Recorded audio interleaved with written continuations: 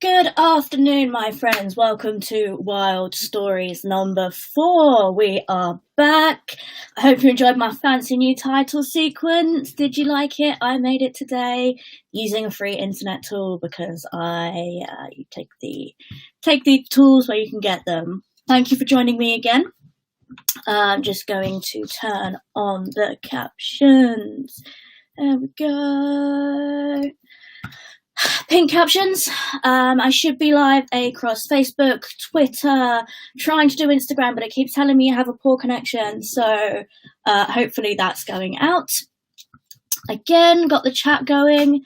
Everything comes into one place again. So let me know what you think.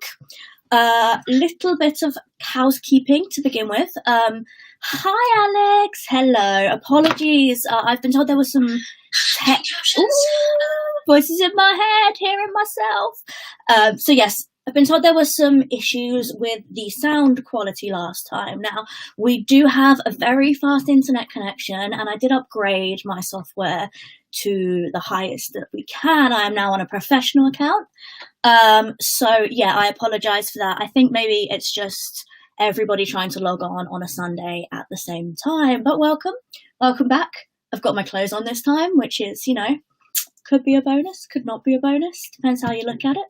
And we're going to start off with a poem that I wrote called Madhouse.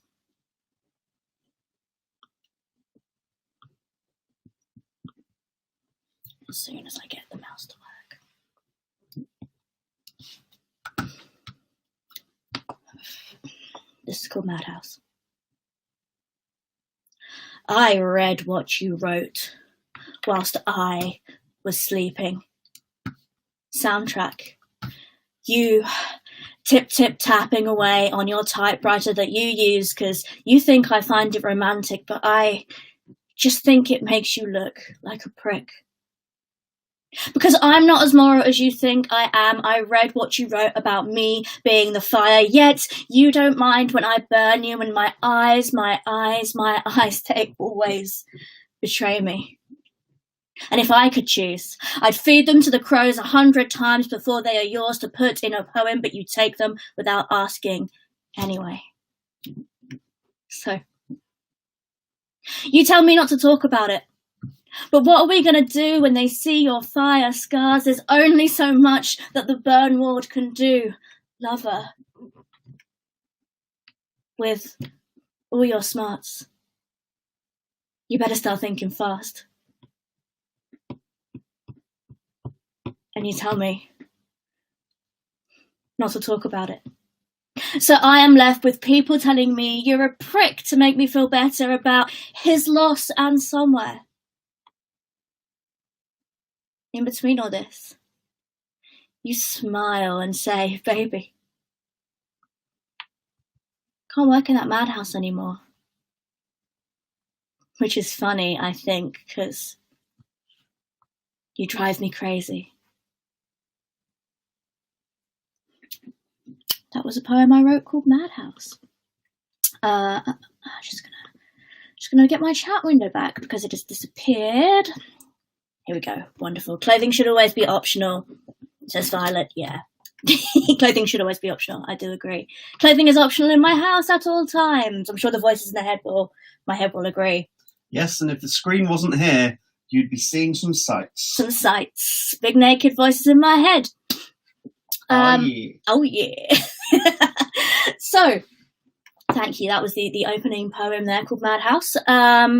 I wrote that, and that actually has not had many outings, that poem. I don't think I've ever actually read it out loud, which is great. I actually sort of burned down that one and turned it into another one called Madhouse Ashes that you can find on my albums. If you want to check those out on Spotify, just type my name in, follow, promote, get in touch, I'll send you the link.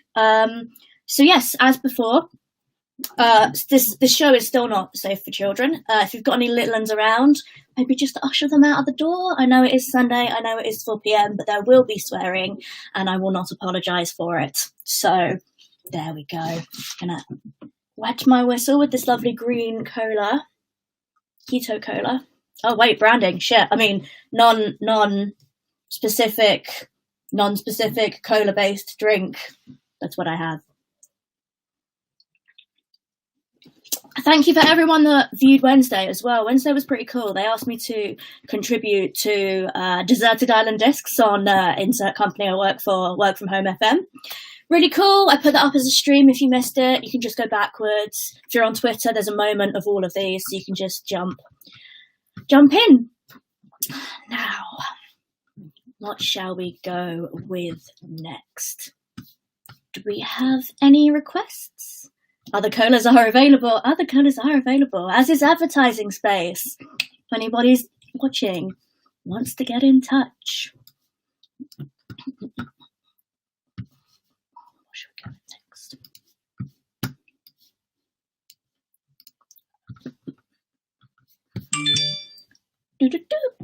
Opium Den is live. I have tried to stream this on Instagram using my phone, but it doesn't seem to be working. So sorry if you are trying to get on Instagram. Is it working? I don't think it's working. Basically, Instagram is really hard to go live onto, and it sucks. So big up Twitter, Facebook, Periscope. Periscope is doing well. Ramble. Okay, we are going to go all the way back to the start now. I thought it would be really nice to take you back to the first thing, not the first thing that I performed live, one of the first things that really sort of bounced me off into performance art. So you may have heard of it before. I have not shut up about it. It's the oldest, but it's also got a massive place in my heart. This is Burn the Witch.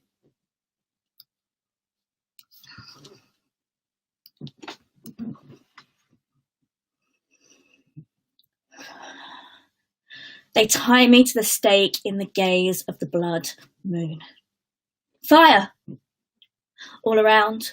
All my world right now, this little meter by meter square, I can see it's a tight world embrace kissing me from every side.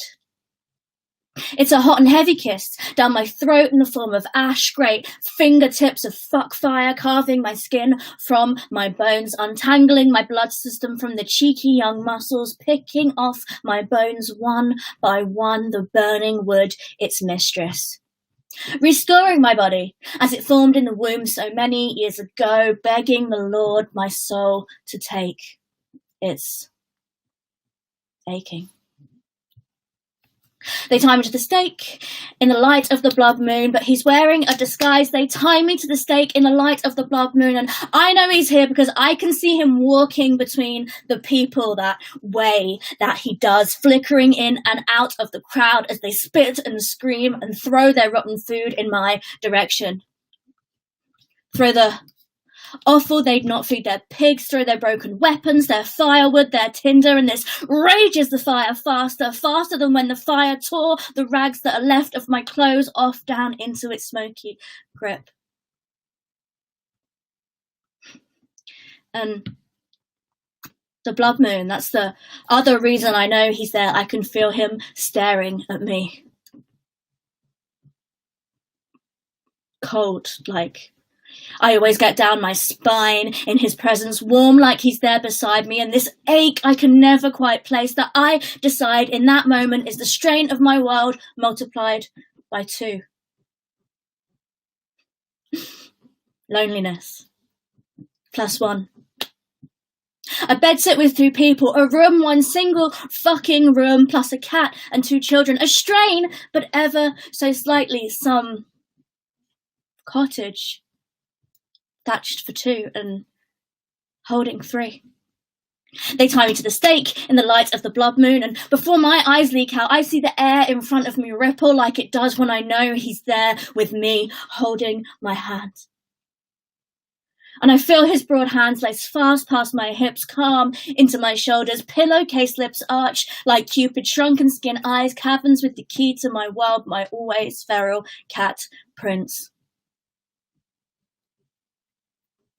Prince of thieves.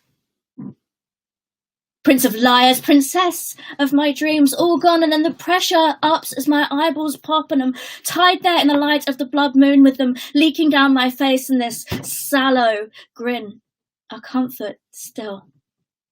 His presence. And it's odd. I can feel him speaking to me even though my eardrums are long gone, shaken away by the fire. In fact, I don't think there's much of me left now. At all. Just a pyre. And smash a light show for the illegitimates, a rock and roll song for God sent up on my way to heaven, burn the fucking witch at the stake. Freeze her bones. Scatter them. Everywhere, and they tie me to that stake in the light of the blood moon, and then the blood moon is in my ears, he's in my eyes, and he's there with me because I can feel him thinking about me. About kissing me. Moving across my precious opening, teasing, never quite getting me off, making me shake and sigh. Oh, I can feel the blood moon quake as I become something akin to the ash in the skies and a black scorch on the ground where the plants will never grow because you betcha I'll be back to haunt their ass. Just a pyre. And some ash, and the memory of his limbs across mine is a scar that's darker and blacker and deeper than anything I'll ever leave on this earth, and I'm not dying. No. No. No, you've got this all wrong. You've got this all backwards. Fuck, you always have this all backwards, you fuck. I'm not dying. I'm transcending. I'm transcending, and we're so linked that if I transcend, then you'll transcend with me. How could I ever think of anything but, of course, how could I ever think of anything but you that I longed for so long before you even knew what longing was? I'm not dying. I'm transcending even though I don't know what the fuck I am transcending. I'm a ball of light. Misplaced energy adrift on this supernatural highway. I'm not dying, I'm transcending, and you're coming with me. You can't leave me now, and even if you tried, you'd fail. You've got this all backwards. Blood moon, it's not me who's haunting you, it's you who's haunting me, and no matter how many times I cast wolf, you'll still circle right back round because I'm not dying. I'm transcending. And I'm dragging you with me, kicking and screaming, because I am the one you'll come back to in the dead of the night when everybody else is lost. Because I'm not dying. It's just my body that's dying. And it's love that's winning, and blood moon, you don't need me to tell you that love is eternal.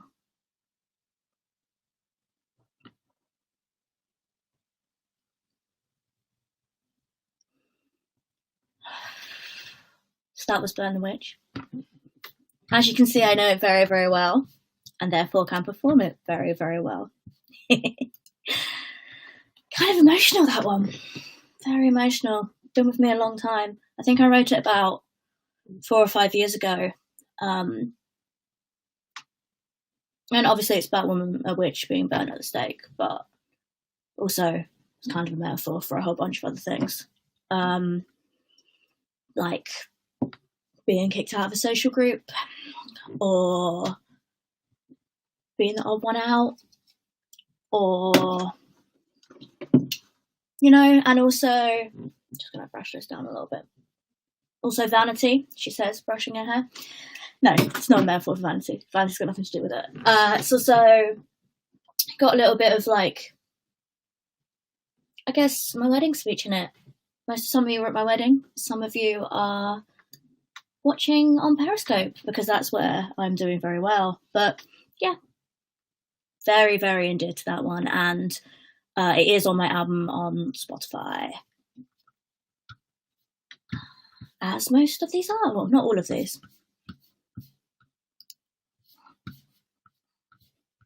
Now, requests. Requests. I do take requests. I am... Sorry, I'm like all mixed up today because I woke up and I wasn't feeling too good. I've been having some like post-COVID symptoms. Nothing bad, just like racing heartbeat. Available on iTunes. Non-branded cola. Yeah. Right, time to get my shit together. Let's do a poem. Let's do another poem.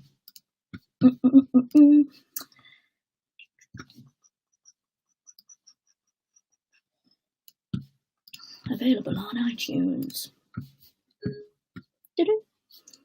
Is it possible to get physical copies of your albums? Yeah, I've got CDs. If you want CDs, you can buy them. I'll send you the link to where you can buy them, definitely. I'm just gonna... There we go. Just turn that phone noise off. Should have thought about that first. Yes, Violet said, is it possible to get physical copies of your albums? Yes, there is. There's CDs. I have CDs. They both have a really beautiful middle gatefold, like a Roxy Music style, nude and semi-nude.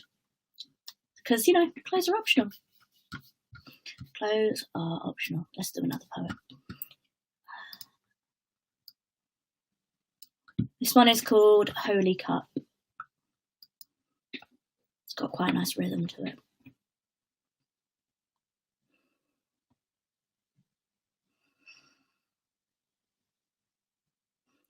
You pacified me with a holy cup, laced with blood and poison. You never thought I'd stop to lap the art behind your treason.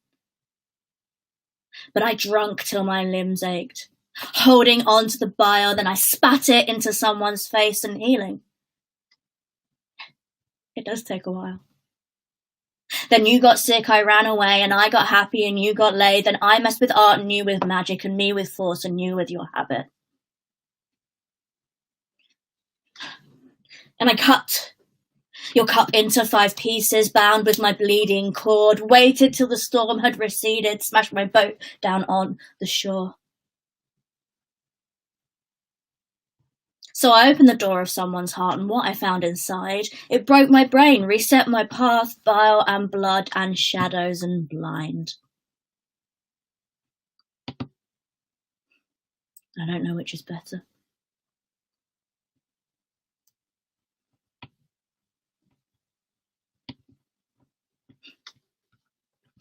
That was Holy Cup.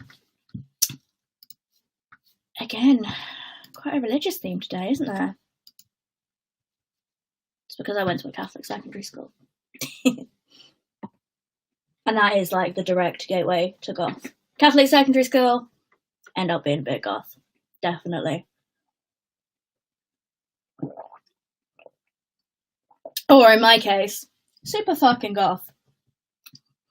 Miss Hendricks is here. She says, you the best. You the best. Yeah. Thanks, darling. Thank you for watching. Who else is here? Drop some comments. Let me know what you want me to read. Now, I do take requests,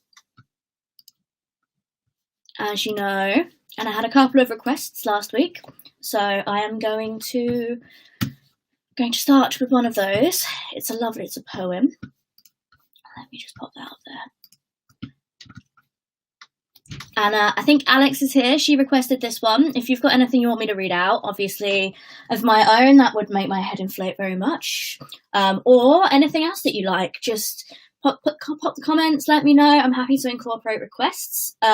This week I do have two. I have Porphyra's Lover. I think Porphyra is how you say it. By Robert Browning, suggested by Alex, and then I'm going to read some of the yellow wallpaper as well, which was suggested by Kate. So yeah, I really like reading out things that you love as well, because this is lockdown, you have tuned in, it is my show, but also it involves you guys, and you are the viewers, and I would like to entertain you and bring you whatever you need. So I also need to stop swinging on this chair, even though it's really repetitive movements, eh? Very comforting. So this is Porphyra's Lover. I hope that I said that right. By Robert Browning.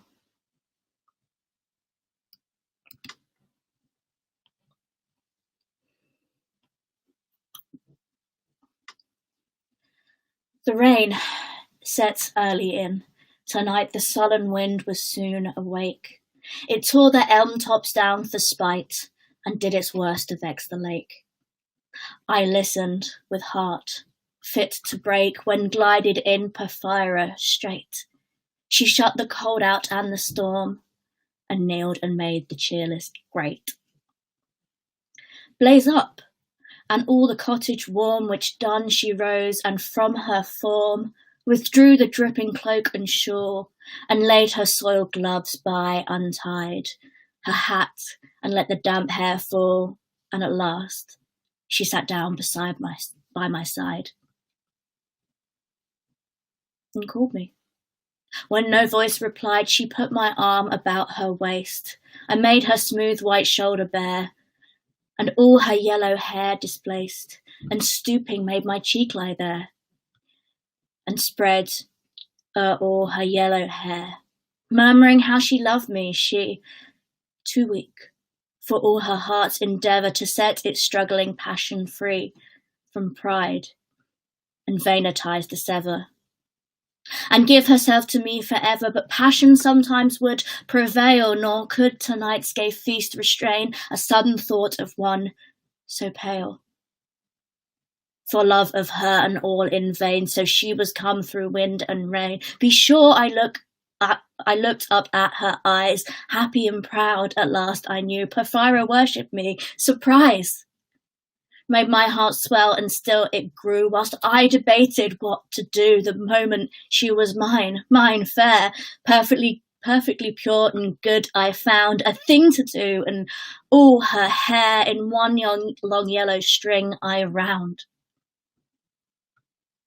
3 times. Her little throat around and strangled her, no pain felt she. I am quite sure she felt no pain, and shut as bud that holds a bee.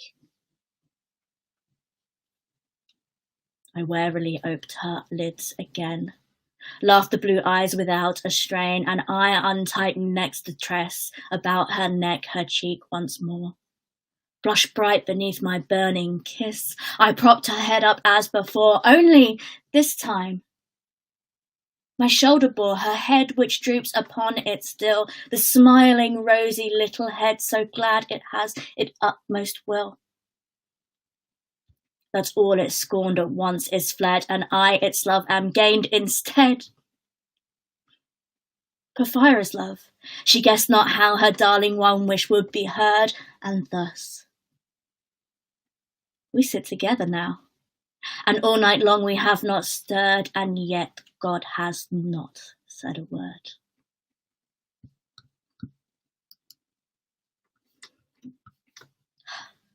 Porphyra's Lover by Robert Browning.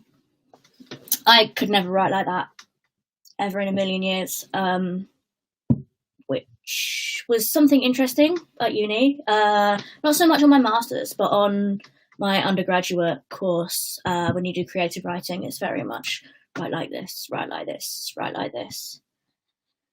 And 18-year-old me was a bit of a dickhead and thought that, oh yeah, she's going to be like this great romantic poet. Took a unit on romanticism, and yeah, beautifully dense, beautifully stylized prose that I absolutely cannot write. Absolutely cannot write like that. So I'm very jealous of people that can, but it's nice to read it out, mix up the sort of horror of the sort of really sharp, dangerous writing that I tend to do.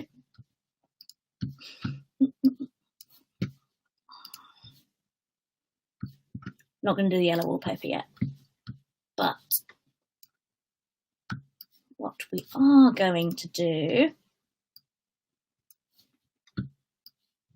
is mix it up a little bit.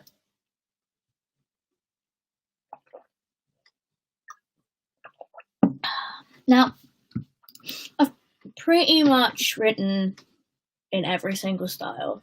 A very good friend of mine once said that if you have writer's block, Violet says, hearing your beautiful writings on these shows has been part of what's prompted me to write my first creative writing in 20 years. Well, that's an honour, Violet, and I'm really excited to read some of it. If you feel like you want to share it, just with me or with the world, can't wait to read it. Where was I? Yes. So, yeah, I've written pretty much in every single different format because a very good friend of mine once said, well, if you've ever got writer's block, try and write something completely different from what you're doing, and it works. It absolutely works. So this is a play that I wrote. I initially wrote it to be performed before I started performing. It's a one-act play. I'm not going to read it all. It's quite long. It's just one scene.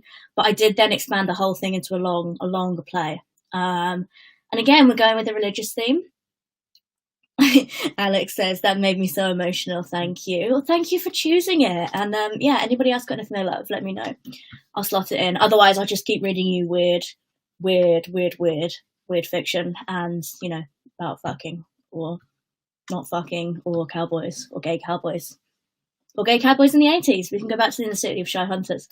But right now what we're going to do is we're going to read from the poem itself. The single scene is called Redemption. And the whole thing ended up being called Better the Devil You Know. And I have six versions of it. But this is the one scene that kickstarted it all. I'm going to have help from the voices in my head. Hello? Voices in my head are present and correct. It's going to be good. It's going to be two voices on the screen. So yes, I'm also going to read the stage directions because when we ran through it earlier, it makes more sense with the stage directions. So yeah, here we go. So the title of this is Redemption, or, as I like to type my plays like Shakespeare, or Lessons in Angelic Fallibility, a play by Nicoletta Wylde. People in the room: Ralph, an angel, Michael, an angel. Voices in my head. Scene setting: 3 chairs and a table. Ralph and Michael sit at opposite ends very uncomfortably. There's a packet of crisps pulled open as if to share in the centre and an expensive-looking phone. It should be noted that Ralph is drinking a soft drink, Michael a beer. They hold eye contact for just enough time for it to become awkward. It's already quieter with her gone. Ralph only catches the end of the sentence. What? I said it'll be a lot quieter with her gone. You mean here? Here, there, everywhere. Do we have to have this conversation now? Aren't we supposed to be waiting for Gabby? Michael lifts up the phone, sighs, takes another swig of his drink, stares at the door in the distance, and finally lets out a giant sigh. Did you ever entertain the thought that she might be on time? Jesus, what's got you all pissed off? Ralph looks disgusted. Have a drink, brother, seriously. He realises what he's just said. Shit, sorry. Are you okay? I hadn't even considered your, He points at Ralph's drink. sobriety. Ralph just shrugs. Doesn't matter. Yeah, I'm alright. With the booze. I mean, after a while, you just Don't want it anymore? You find other ways of coping, meditation and the like, yeah. I'm okay with the alcohol. Not about Lucy. I don't think anyone's going to be all right about Lucy for a really long time. No. And no. What? I can't get into this now. We have to wait for Gabby. Seriously, I literally cannot have this conversation twice. Really? Really what? You're really that upset about it all? The next lines are spoken over the top of each other, escalating the pace and quickening of the awkwardness between the two. Mike. Like what, you really thought that Lucy... Mike. That all her good-naturedness and the way Mike, and now she's... Please stop. Do you think she always... Stop. He grabs the mobile phone and hits a few numbers in a vain attempt to unlock it. Michael just stares at him as he does so, and eventually he gets so frustrated that he throws the phone across the room. Neither of them go after it. God damn it! Where the fuck is Gabby? You know that she's always otherwise engaged anyway, right? I know. And when she does turn up, there's no guarantee she'll be on her own. I know. Some intern or student or something in tow her. I don't know how she does it. Lucozade hate. Sorry, what? I asked her once how she kept moving and chattering and smiling and giving out favours and performing small miracles way better than the rest of us.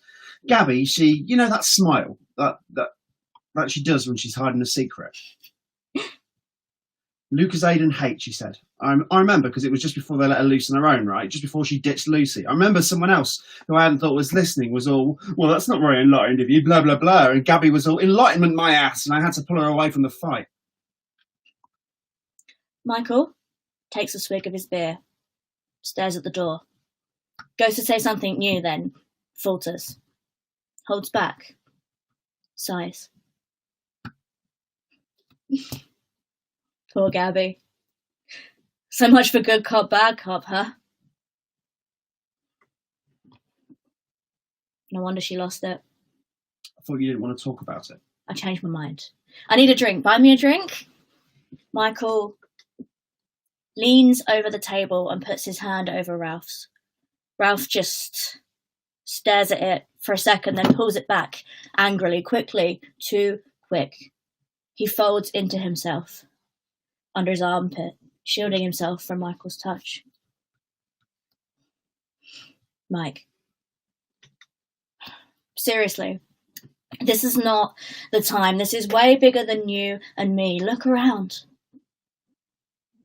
Everyone's so somber.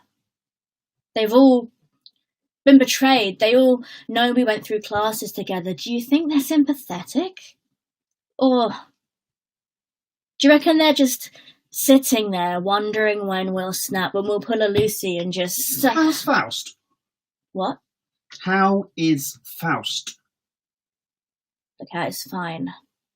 Just fine? Are you feeding him the good food? Am I what? Are you feeding him the good food, the meat stuff? Remember when we stole him from that family when he was a kitten? Ralph gets lost in the memory for a second with a wry smile. We shouldn't have done that. Stolen him from those. Yeah, I wouldn't call them people either. How old is the little bastard now? Got be almost 23. Wow. 23 years. Old. Yeah, old. They sit in silence, sipping their drink, staring down at the alcohol in their glasses, then at each other, then at the audience, for just too long. Do you think... Oh, stop it. Stop what? That skirting around the point thing. You know, I hate small talk. I seem to remember you hate to talk at all. Sorry, that was mean.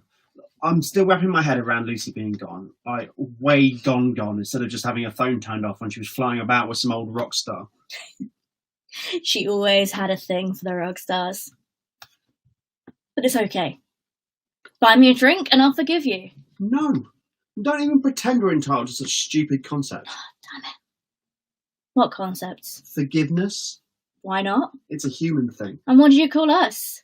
Subhuman at best. I think that's the point of Lucy's whole bid for freedom thing. Inequality. And she's kind of got a point when you think, anyway, no way am I contributing more to your health problems. You think you'll get someone new in? Who? You know. Oh. You know, I had not thought of that. You think you can afford to train someone up so late in the game? I mean, how long did it take you and me and Gabby and Lucy to... Felt like 1,000 years. A long damn time, anyway. Long enough to form strong bonds. Long enough for them to fall apart. And long enough for us still to be here anyway. And I guess when you know there's no chance of forgiveness, you just kind of... learn to live with it.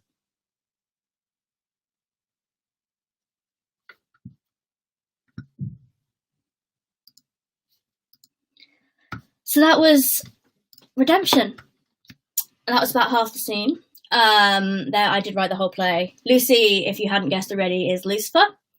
She is, well, they don't have genders because they're angels. And the whole play is a story about how humans are fallible and allowed to have forgiveness, but the angels are not.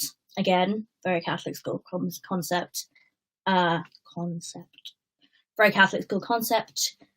So it's been years and years and years and years, and these angels are all just massively fucked up because they don't get forgiveness. And it's sort of about a revolution that comes from the fact that they just want to be human, just want to be like, yo, I'm sorry. Heavily based on the idea and the belief that I have that everyone deserves forgiveness, not eternally, but people are allowed to fuck up. People do fuck up. That's how you learn. That's this. I mean, you know, forgive each other, forgive people. People will fuck up. Forgive them. Don't let them take the piss. But you need to forgive people because it's a very, very human process, and it's what makes us beautiful as people. Doc Antle, it's only me and him. I really hope you are Doc Antle. You're talking to nobody. Thank you very much, Doc Antle. How's your 2 babysitters? Wonderful. Hilarious. Did anyone actually see that thing where someone catfished Doc Antle? That was really good. Somebody managed to get his number and just catfished him with a really hot woman's picture. Brilliant. Brilliant, brilliant. There is a butterfly on my head. Do you like it? Oh, it's the other side. There.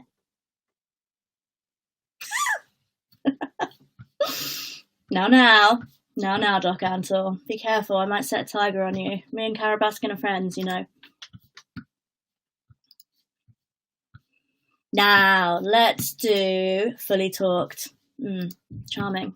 So the next of the requests, the lovely Kate, a friend of mine, requested The Yellow Wallpaper, which is one of my favourite short stories in the entire world. I don't know if she's here, but I'm sure she'll watch it later. If not, and I'm going to read the end because I am a big spoiler-filled idiot. And it's my show and I can do whatever the fuck I want. A phrase that Doc Antle will be very, very, very familiar with. So this is the end of The Yellow Wallpaper by Charlotte Perkins Gilman. Yellow is the colour of insanity. That's important to know. I really have discovered something at last. Through watching so much at night when it changes so, I have finally found out the front pattern does move, and no wonder the woman behind it shakes it. Sometimes I think there are a great many women behind, and sometimes only one, and she crawls around very fast, and her crawling shakes it all over. Then, in the very bright spots, she keeps still, and in the very shady spots, she just takes hold of the bars and shakes them hard. And she is all the time trying to climb through, but nobody could climb through that pattern. It strangles so, and I think that is why it has so many heads. They get through, and then the pattern strangles them off and turns them upside down and makes their eyes white. If those heads were covered or taken off, it would not be half so bad. I think that woman gets out in the daytime, and I'll tell you why. Privately, I've seen her. I can see her out of every one of my windows. It is the same woman, I know, for she is always creeping, and most women do not creep by daylight. I see her on that long shaded lane, creeping up and down. I see her in those dark grape arbours, creeping all around the garden. I see her on that long road under the trees, creeping alone, and when a carriage comes, she hides under the blackberry vines. I don't blame her a bit. It must be very humiliating to be caught up creeping by daylight. I would always lock the door when I creep by daylight. I can't do it at night, for I know John would suspect something at once. And John is so strange now that I don't want to irritate him. I wish he would take another room. Besides, I don't want anybody to get that woman out at night but myself. I often wonder if I could see her out of all the windows at once, but turn as fast as I can. I can only see out of one at one time.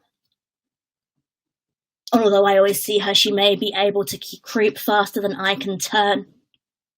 I have watched her, sometimes, away off in the open country, creeping as fast as a cloud shadow in a high wind.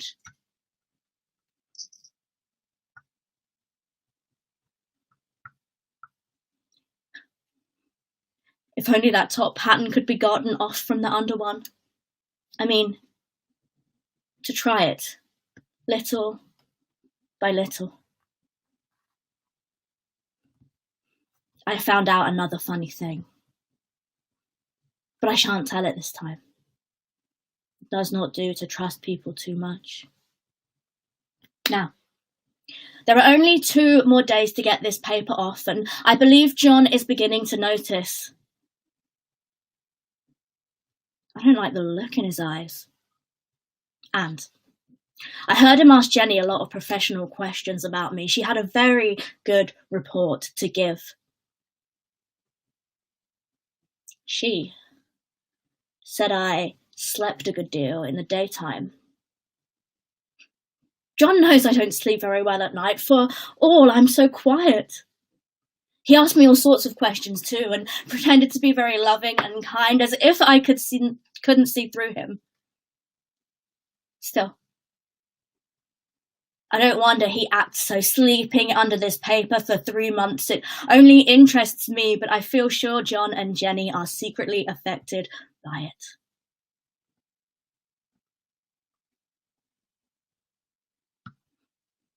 Hurrah! This is the last day, but it is enough. John is to stay in town overnight and won't be out until this evening. Jenny wanted to sleep with me. The sly thing, but I told her I should undoubtedly rest better for a night all alone. That was clever, for really I wasn't alone a bit. As soon as it was moonlight and that poor thing began to crawl and shake the pattern, I got up and ran to help her.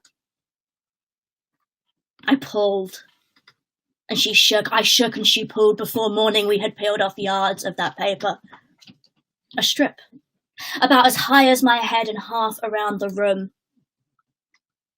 And then, when the sun came, that awful pattern began to laugh at me. I declared I would finish it today. We go away tomorrow. And they are moving all my furniture down again to leave things as they were before. Jenny looked at the wall in amazement, but I told her merrily that I did it out of pure spite at the vicious thing. She laughed. and said she wouldn't mind doing it herself, but I must not get tired. How she betrayed herself that time. But I am here, and no person touches this paper but me, not alive. That's not quite to the end, but the end of The Yellow Wallpaper by Charlotte Perkins Gilman. It's wonderful, that one. One of my favourites. It's very, very good. Very, very good description of insanity and paranoia.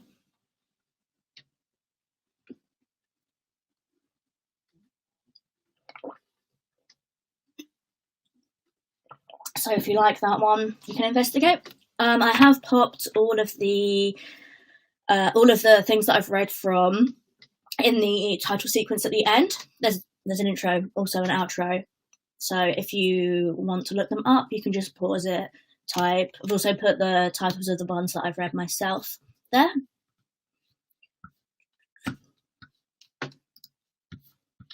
We got 20 minutes left, guys.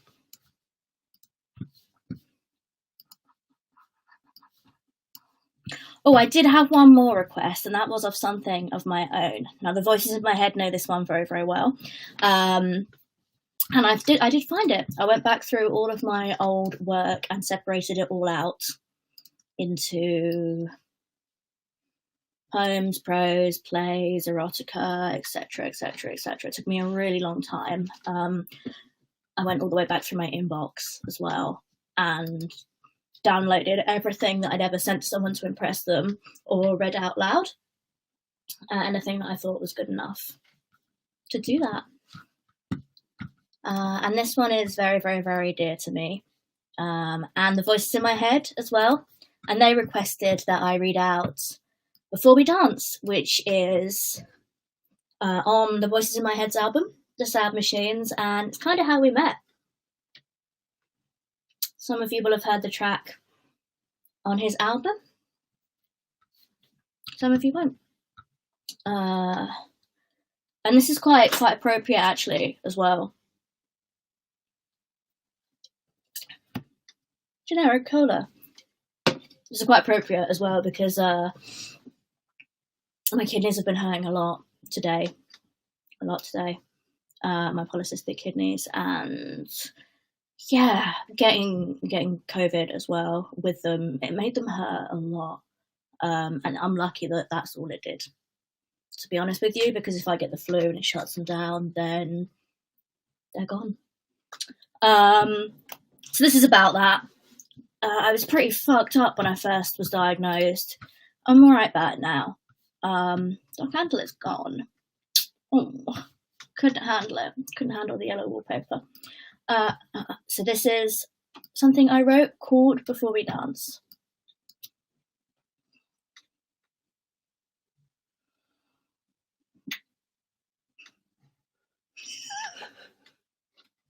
My voices in my head are very sleepy. No, it was a sneeze. It was a sneeze. Never work with children or babies, kids. All right.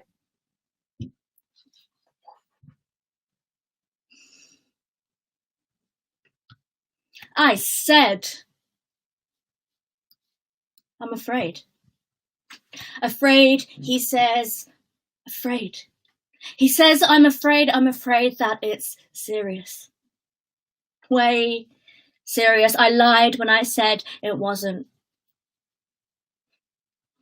Oh, baby. I just thought that it was my addiction to the darkness that meant it felt like I was driving Thelma and Louise right into a graffitied wall in Berlin. But here comes the hooded cloak, the sickle. I'm afraid, firecracker. It's serious. So, fucking serious. Skull. Face. Spindle, fingers, Catholic deities. Well, I always figured I'd be swimming the tide when I sign off, but buddy, this is too much. Fish hooks. in my head, pressing on my insides, churning from the pit of my stomach, funeral bats circling in my ribcage, circling the belfry but never getting free. It's okay to eat fish because they never scream. Swimming upriver. Back to home. You can't swim upriver if you don't have a home, and I'm looking at my hands. No. Covered in words like I told you so, yet I never quite find the way to say that 4 years lead to I told you so, so hey. All I can think of is, hey. I'm afraid it's serious. Nightmares. Nightmares, I've always had nightmares. Men standing over me. This is why I freak out in operating theatres. Men standing over me gives me the fucking creeps, man. And someone passes me the bottle and says, hey, if your body is so broken, should you even be drinking that, you liar? You liar, you charlatan. And I'm like, hey, do you want to cut me open? Go swimming in my insides. I promise you the water is deep. It might not be warm, so it's best you bring some padding. Something cozy. And just because you can't see it doesn't mean it's not there, buddy. I've put so much shit in my blood that I don't think I want it back after they clean it, because they're taking away all of the fun.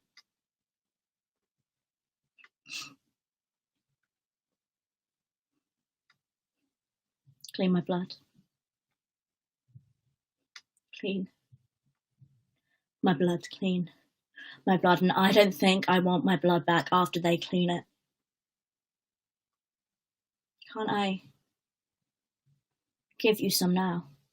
And you keep it on ice. Give it back to me later when I need it. Take my heart too.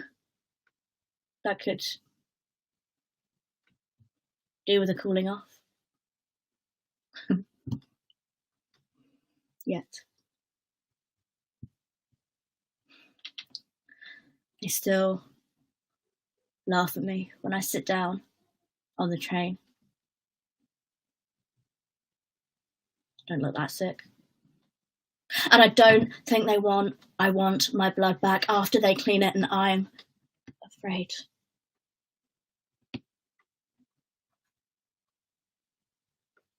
I'm afraid.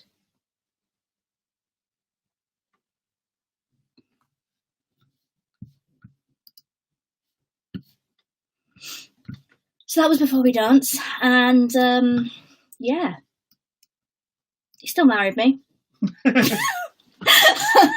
Even though I gave him a fucking warning that I was like this. No, I wasn't trying to scare him off. Maybe I was trying to warn him, but not trying to scare him off. Dog Antle should come with a warning. There should be like a short story just like tapped to the wall of the zoo. Warning, actually a cult, but you'll get a free boob job, so if you hate your tits, maybe just part with it for a bit. No, don't do that at all. Serious, terrible, abusive man. Do not fall for his charms. That's what the sign should say. My neighbours are actually running up and down outside, so I hope their very small child cannot hear me yelling swear words. If she can, it's an education. Right. We are getting very close to the end, my loves, and I have one more piece for you. Then I'm going to wrap up Wylde Stories number 4. I'm finding, it's interesting. The trails today with Doc Ansel. Thank you very much, Doc Ansel. Thank you very much, the voices in my head. I'm going to read this and then go straight into the credit sequence. So thank you so much for joining me today. It's interesting, isn't it? Yes, last time we had somebody who loved Trump. This time we've got Doc Ansel. Which is the worst misogynist? Time will tell. I think it's probably Doc Antle. Trump's just a fucking dumbass, right? With like a problem. Anyway, I'm not going to rant about politics. Why I'm going to rant about politics? Because politics is fucking important, and if you're not angry, you're not paying attention. But yes, Wylde Stories 4. Thank you so much for spending the hour with me. Thank you so much for being here. I was asleep till 3:30 because I felt so rough. So thank you for enjoying it. This one is called Red, and then we're going to go straight into the credits. I've been Nicolette Wylde. These have been the voices in my head. Hi. They say hi. And yeah, it's called Red.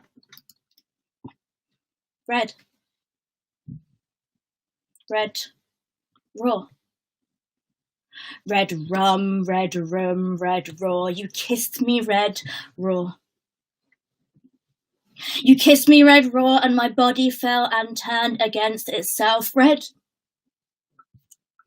I read you a story, and that's how you fell in love with me. I remember caught red-handed on the stage with my heart before the butcher. Previous red hands already made the first cuts. It was just the fat that was waiting to be trimmed away. And you had other plans. Me. All marked out for demolition. Lines across my heart. Hope to die, stick a needle in my eye or other places. And I never stuck the needle in any other places. I like to get my kicks from the mucous membrane on my lungs. Thanks very much. Take it as red. Straight up goddamn red rum self-murder. That's basically the best you can hope for. That eventually I'll end up murdering the parts of myself that don't help me reach a transcendental state. Me. And my fucking transcendental states. And when he called me on it, he asked me, who the fuck taught you? And I had to tell him I taught myself. So he murdered the idea he had in his head that we are the same level. But fuck. That ended in bloodshed, didn't it?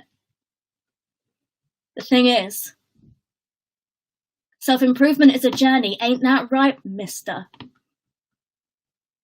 Just because I don't get my mantra from the bottom of a $3,000 bank account doesn't make it any less real. What's that thing? They always say in therapy, we're all a work in progress. So, my children, my pets, my companions, my peers, my lovers that I sewed mouths shut with my all or nothing, murder those parts of you that other people have built. Tear down the bricks and cement that they stick there and initial their names and now faint Sharpie pen. Murder your broken heart. Let it run deep with the fury of its own blood and build it anew with the person you were before someone else screwed it up.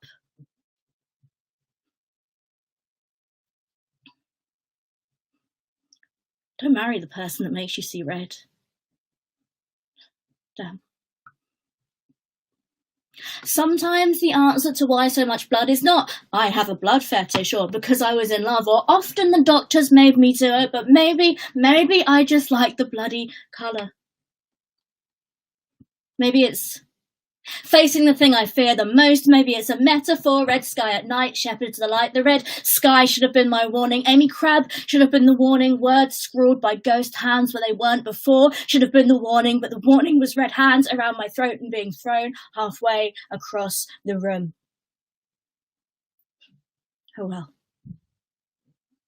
Now we're oceans apart and you don't even think of me, so I murder everything you did to me for someone else. Oh, please. Don't see red. You fucking had it coming.